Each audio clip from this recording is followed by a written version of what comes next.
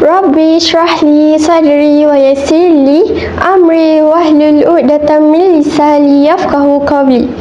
Bismillahirrahmanirrahim. Assalamualaikum warahmatullahi wabarakatuh. Salam sejahtera, salam Malaysia Madani dan salam memartabatkan budaya membaca.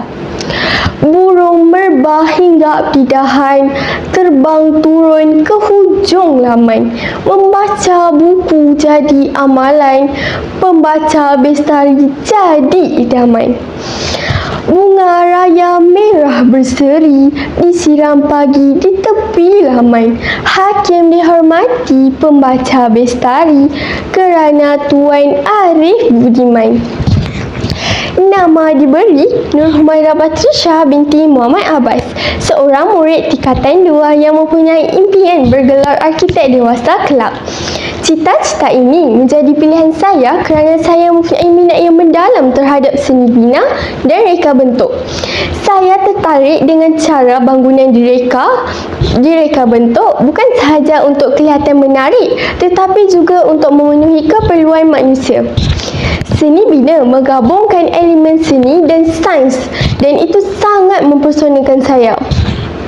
Untuk makluman para hakim dan juri yang arif lagi bijaksana, saya merupakan peserta pertandingan pembaca bestari kategori Bahasa Melayu Sekolah Menengah dari SMK Bentong. Kod sekolah saya ialah CEA 0014. Di sekolah, saya memegang jawatan sebagai ahli jawatan kuasa Biro Akademik dan Sukan Badan Pengawas Sekolah. Kata orang tak kenal maka tak cinta. Sekali membaca buku cerita hinggakan makan pun terlupa. Mana tidaknya ada 2 buku yang sentiasa teringat di minda. Buku yang pertama berjudul Kerana Syurga Bukan Percuma yang dikarang oleh Nazmi Fethi. Manakala buku kedua pula berjudul Ruang Mengikhlaskan karya Naufal Isa. Hari ini saya akan mengupas sebuah buku yang begitu menarik perhatian saya. Buku ini diterbitkan pada bulan April tahun 2018 oleh Sentak Press Sendirian Berhad. Buku ini mempunyai 340 halaman bercetak dan terdapat 20 bab yang mengisahkan pengalaman Kai yang ingin berubah untuk menjadi lebih baik, namun dihalang dengan kutukan orang di sekelilingnya. Ia berharga RM25 untuk di Semenanjung dan RM27 untuk di Sabah dan Sarawak. Harga yang ditawarkan cukup berpatutan dan berbaloi serta mampu dimiliki oleh pelajar seperti saya. Baiklah, tanpa melengahkan masa, marilah kita bersama-sama menelusuri isi kandungan novel kegemaran saya ini. Tema utama yang terdapat di dalam novel ini yang menjadi pilihan saya adalah nilai persahabatan yang ada pada diri, semangat cinta akan Tuhan, serta kesungguhan seseorang itu untuk berubah ke jalan yang lebih baik. Jalan cerita mengenai novel ini sangat menarik kerana ia mengisahkan tentang seseorang insan bernama Khairul Rafiq atau lebih dikenali sebagai Kai yang sedang mencari jalan serta kekuatan untuk berhijrah ke arah yang lebih baik. Namun, langit tidak selalunya cerah. Perjalanan hidup Kai mencari syurga penuh dengan jatuh bangun serta hitam putih. Hidayah dari Tuhan telah sampai, namun hijrah itu tidaklah semudah yang disangka. Kai menghadapi berbagai-bagai hinaan dan cabaran sebelum dia benar-benar diterima oleh masyarakat.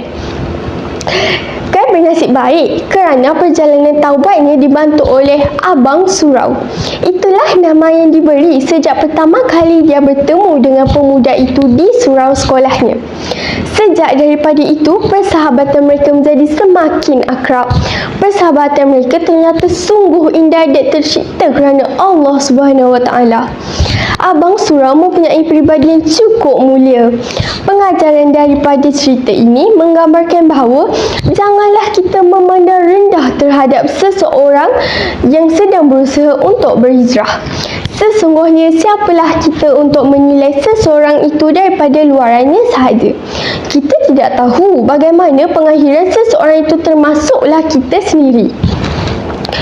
Pada pendapat saya, novel ini sesuai dibaca oleh semua lapisan umur, terutamanya dalam kalangan remaja, kerana buku ini memberikan motivasi kepada remaja yang sedang berusaha untuk berhijrah ke jalan yang lebih baik. Penggunaan bahasa yang sesuai membuatkan pembaca mudah memahami isi yang ingin disampaikan oleh penulis.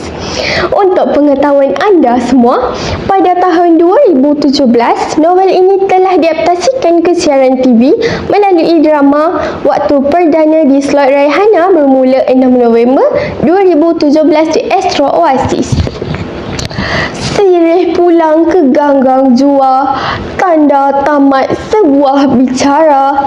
Syurga itu bukan percuma, usaha dan takwa menjadi pelita. Sekian, wabillahi taufiq wal hidayah. Wassalamualaikum warahmatullahi wabarakatuh. Sekian, terima kasih.